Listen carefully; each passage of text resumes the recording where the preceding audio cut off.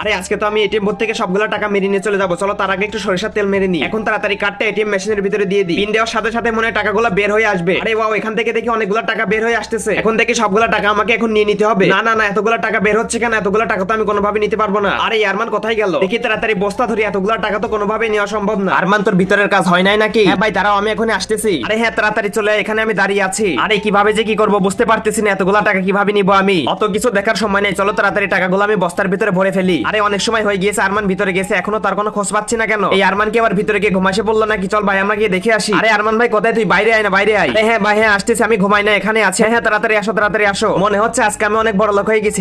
ওগুলো এখান থেকে নিয়ে যাবো, একটাও রাখবো না এখানে। সব সময় তো মেয়েদের ভিডিওতে গিয়ে লাইক সাবস্ক্রাইব করো, আজকে দেখবো মায়ের জন্য কয়জন লাইক আর সাবস্ক্রাইব করে। যারা যারা মাকে ভালোবেসে থাকো শুধুমাত্র তারাই ভিডিওতে লাইক এবং চ্যানেলটাকে সাবস্ক্রাইব করে দিবে, এবং লিখতে পারলে কমেন্টে আই লাভ ইউ মা লিখে যাবে। আরে এই আরমানটা এখনো আসতেছে না কেন? আরে ভাই এত সময় লাগলো কেন? ওখানে কি করতেছিলি? না ভাই না, কিছুই করতেছিলাম না। এইভাবে পালাই গেলে কোনো? চলো তো আমরা ভিতরে গিয়ে দেখে আসি। আরে ভাই ওই আরমান ভাইটা দেখে আমাদের এটিএম মেশিন থেকে সবগুলা টাকা নিয়ে ভেগে গিয়েছে।